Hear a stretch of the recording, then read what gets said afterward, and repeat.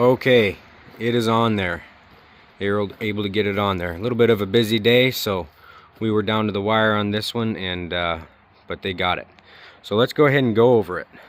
Look at those dimensions on that. That looks pretty good.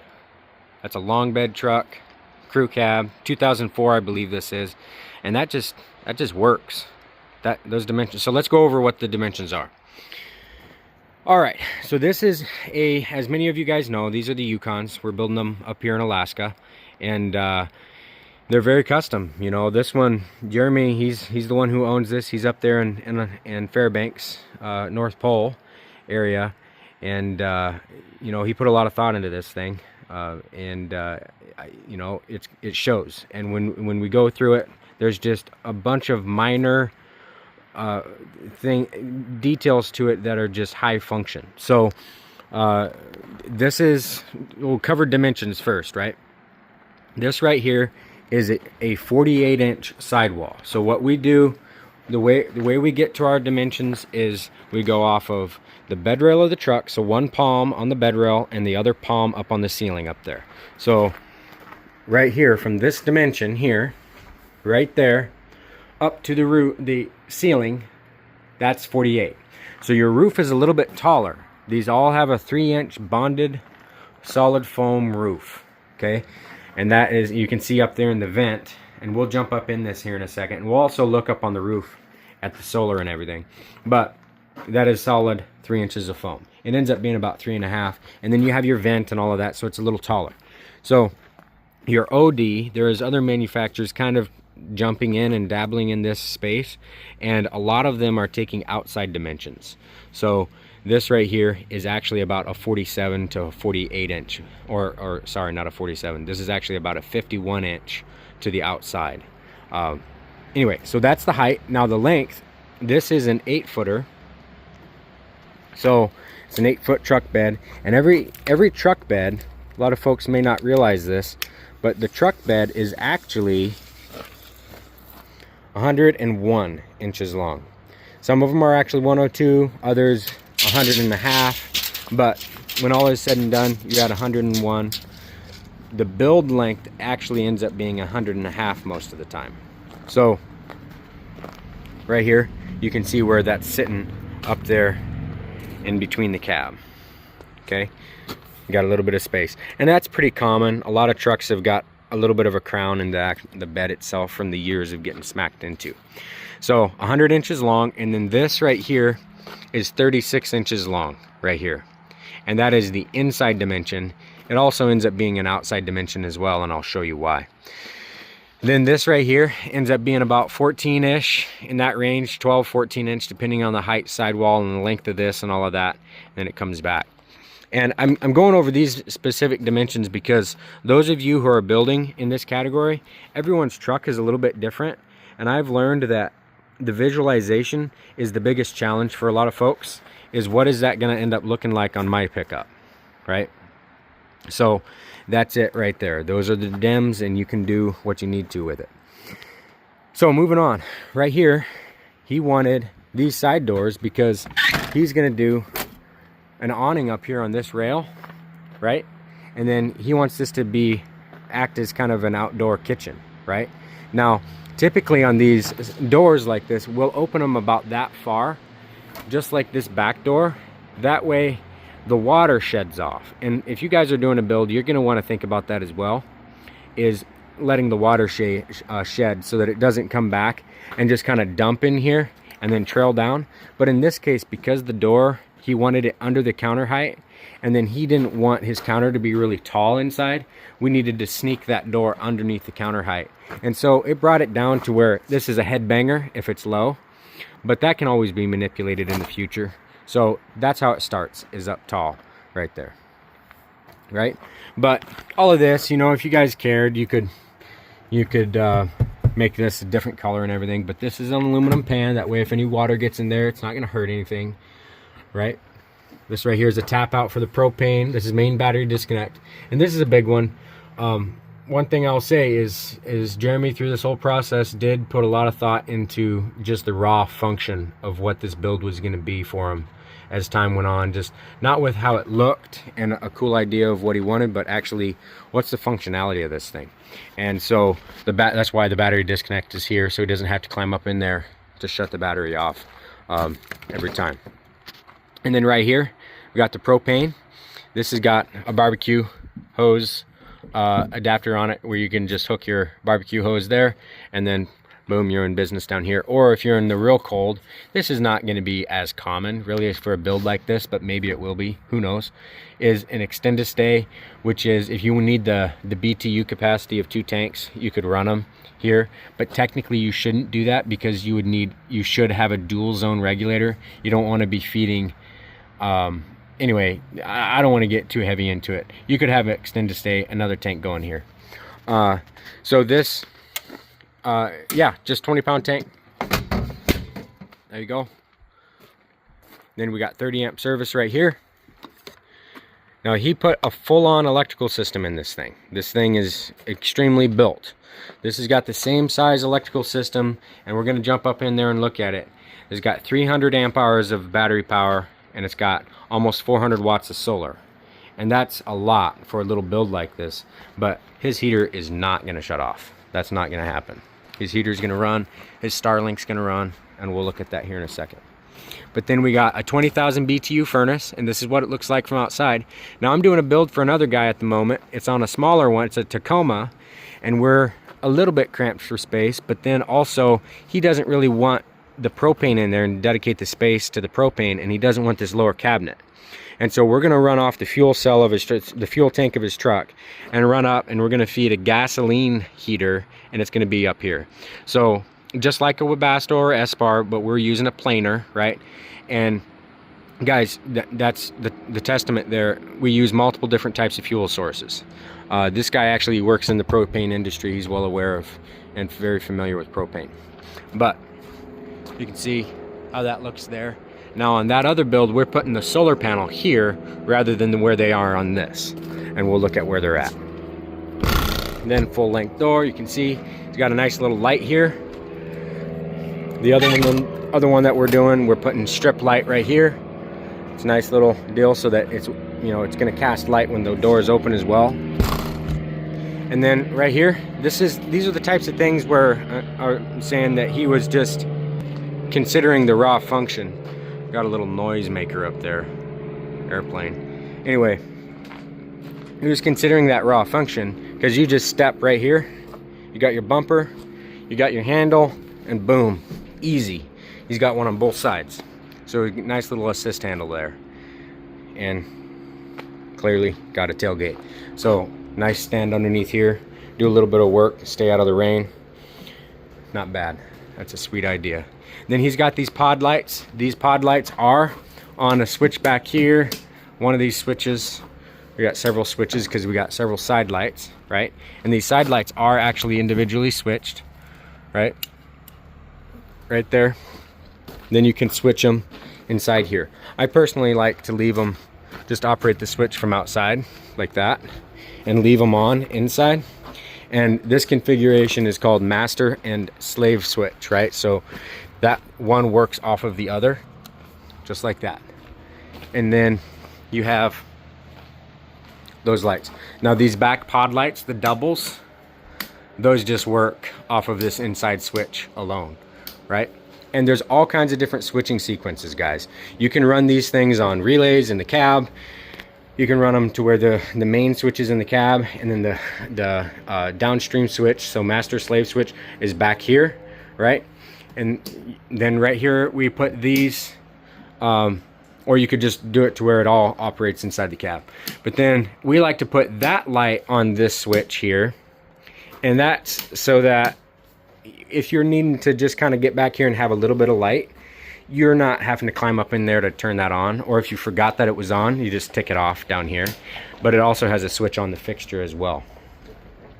But then right here, jumping up inside, we got this guy right here. This is a little port, and this is for his Starlink. Now we've got great feedback from our customers on these, where they are just flat not leaking. You put your cord underneath here, and then it can just run in the rain no matter what. and then the Starlink pops right there and on that bracket. Tighten it down right here and you're in business. Not bad, not bad at all. And then you can see what that looks like right here on the inside. Just sends it right through. Not bad, good stuff. So that's Starlink, right? And then let's look at the solar up top before we get into the interior there.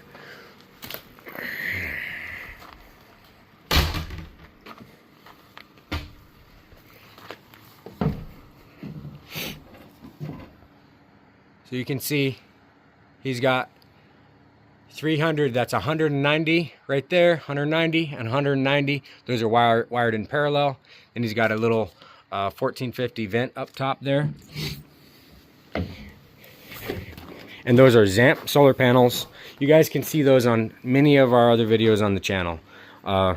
We like Zamp products here. They're just good quality panels. I believe they have 25-year guarantee in most cases. So here's the electrical system, right? Right back in there, you got a power converter, and this is designed to where you can unscrew the bottom here, this bracket down here at the bottom, and then you can take that entire card out. We call it a card because all your breakers and everything back there are on that, and the power converter. You take that whole thing out and you can set it here. All your cables are plenty long enough and you can work on it right here rather than having to climb up in here and lay on your stomach and work. Now, right here, the batteries, we have a temporary battery in there for them. That's just an AGM interstate battery. We do not run these. I am not personally a fan of these, although it's a decent AGM battery. And in many people's minds, that's an expensive lead acid battery. I don't like these, but that's temporary because we're in between shipments here of batteries. We've got another 100 here about to show up, and those are a couple to 3 weeks out. So we're just going to end up sending him the brackets and the batteries when they get in here. But we needed to get this to him. Didn't want it sitting in the yard any longer. He needed to be able to use his camper while there's still summer left. So right here, this is the Go Power 30 amp charge controller. This is more than enough for this particular size electrical system, right? There's others. I'm actually a pretty good fan of Victron. I like their components. And actually, I'm going to do a video here in a minute on a camper out back, and we'll get that up on the channel. But that one is a almost 800 watt solar system with 560 watts of battery power, which is quite a bit more than this, almost double all the way around on this one. But on that one, we use Victron. Very good company. Very impressed with them. But Go Power here, this is simple. Keep it simple to where you have a nice display, and don't make an overcomplicated system.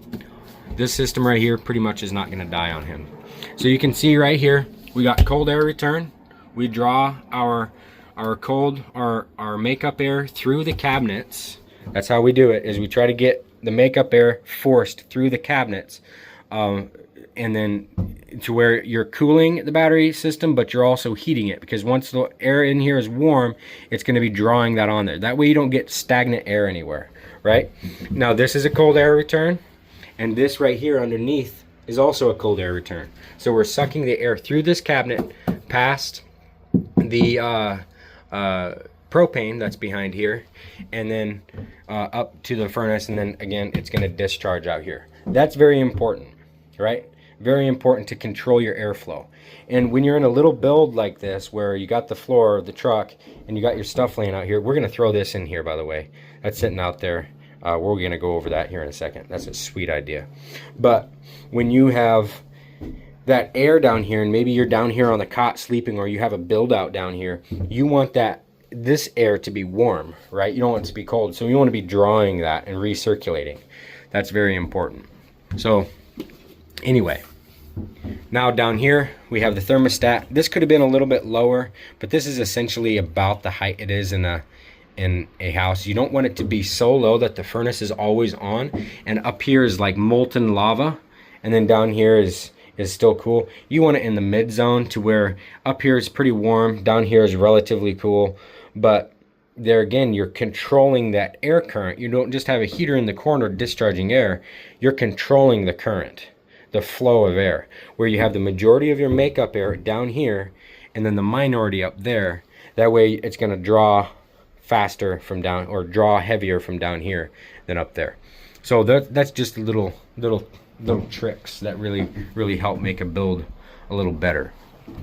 Let's get these lights on.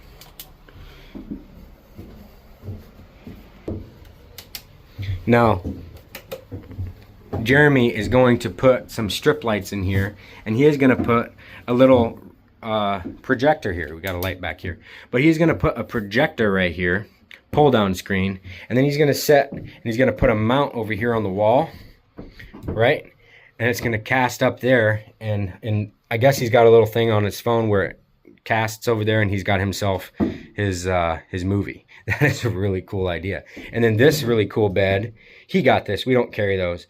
This thing folds down into a couch, and then you just sit right in here, and boom, watch your show. That's just cool stuff. Really cool. I'm telling you, there's a lot of little function things he really thought about. And then he wanted this window up high enough to where when he's standing here, you're looking right outside, right? And it's a nice, easy flow to the window. You're not ducking down to look out the window. You're not standing up all the way over the window to look at it. It's just nice, right? Originally, he had a cabinet here, but then we changed that. And then when you're standing here, this is just a really comfortable, the cabinet's not too in your face with your working, right? It's just a nice work area. And there again, thinking through all your dimensions, this counter is one-handed measuring tape. Okay, this counter is right at 40 inches high, whereas in a house, it's about 36, 37, right? So you're at 40 inches high there. Not bad. Then we got some USB outlets down in here as well.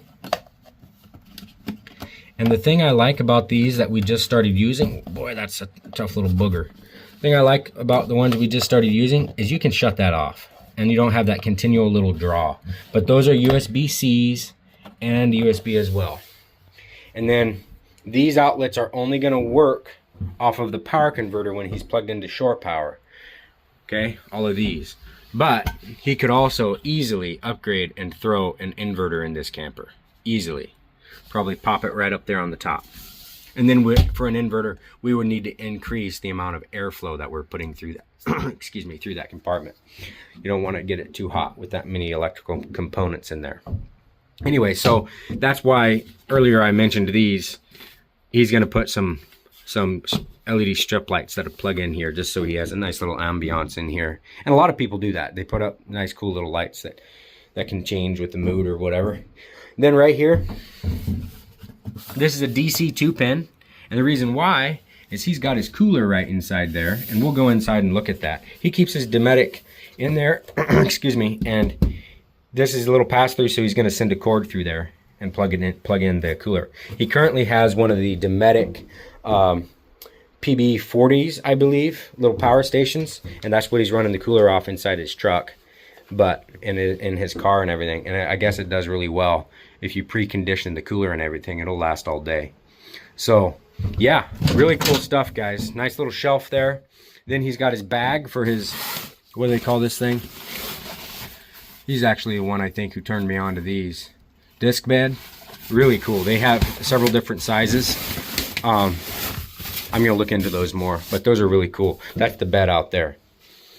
Then he wanted these T-tracks specifically, right, so that he could do some building out on this side on his own, and he wasn't really sure how he was going to do this in the future. He knows he wants to build something here, but he's not entirely certain how or what he's going to end up doing. And so this is a nice versatile rail system to where you can actually bolt just about anything to that. That's used heavily with different MDF type builds, or I'd say modular cabinetry style builds. Then of course he's got another door right here. That's not bad, right? When you're sitting here in a lawn chair, you can see right out. That's pretty cool. Then he wanted these windows up high, and really so that he didn't obstruct all this stuff for future stuff. Anyway, then right here he's got the Dometic 1450 fan. That moves the air in here really fast.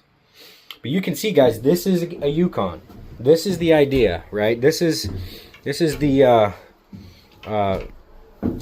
kind of ideal setup to where you have maximum room in the bed. Like the guy right now that we're building, and this is really common. I've got a build that is very simple. It just has a propane tank in it so he can cook with his stove and all of that. No heater, no real systems in it. He's just got a power cord coming through the wall so he can kick on a generator and run a little heater if he needs to, stuff like that. But that guy and then another guy, we're building in the electrical system in the corner here, but it's going to be a gasoline heater. It's going to be a little bit smaller. That one's on a Tacoma, and he really needed a visualization of what a 48-inch ceiling looked like, right? And let me get a dimension of how high this is in here. Okay, right there. This is 67 inches, so 5'7". Okay, now he really wanted a visualization of what that was going to look like, and that's why I'm taking the time to do an in-depth video on this particular build, because I think you need it. You end up not getting every answer that you need when it's just a quick little walkthrough video.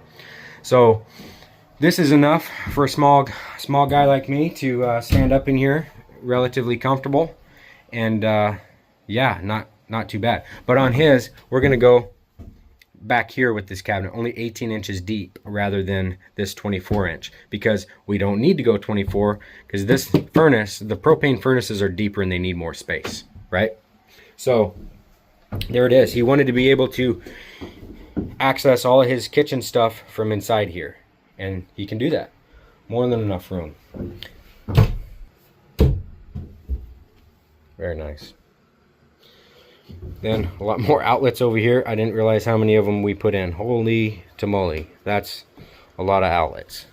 Probably more than you're ever gonna run. Wow, I forgot about that many. Anyway, guys, there we go. There we go. It's kind of the ideal setup though for someone. The guy who we're doing the build in that corner, that's what I was getting at a minute ago. Try and track with me here. He's going to be out over the full course of the winter. He has a very seasonal job. The course of the winter, he's going to be out doing snowboarding and hopping around the different places in the States. And just kind of, you know, he doesn't know if he's going to be in warm or if he's going to be in cold, right? And so you don't want to overbuild, where down here you can crank that heater real heavy and it's going to outpace the lack of insulation here. And maybe you put a little pad down here and some carpet in here to insulate it, but then it's not so hot that it turns into a hot box if you're going to run down to the desert really quick, right? So anyway, really good versatile little build. You get full utility of your truck bed for the most part. He can still run a wheeler in here most likely. Well, I don't know. It's going to be tight because a wheeler needs that much space. So on this particular build, it would be tight. But you can run a lot of stuff in here. Still plenty of plywood and all that fun stuff. Then here's the other side. He wanted this track. He asked us specifically for this. I don't know if I covered this. He's going to mount his awnings on here with bracks, I think it is, or racks. I forget what the name of the company is, but it's pretty versatile. They make quick releases. Lots of people use these in van builds, 3D printing, all kinds of stuff. This is pretty versatile stuff. It's cool. We don't use it a ton here in our particular manufacturing. It's actually pretty hard to get a hold of, at least for us it has been. But yeah, guys, there you go. That's the build. Not bad at all. There's a lot of building out he's going to end up doing as time goes on here, and I think he did a good job thinking through this, and he's really going to enjoy it. So let's put this thing in there before we close up this video. Okay, there it is. That was a little bit of a bear. That's pretty cool. Not bad at all. Okay, so this thing pops up. I guess you can do it from both sides, but doing everything one-handed here. Pretty cool. I think that's how that goes anyway. Not bad. It's kind of neat. Boom, there's your TV. Pretty cool. Pretty cool. All right, guys, that's it. I think that's the build. That's the build right there. Okay. Well, catch you on the next one.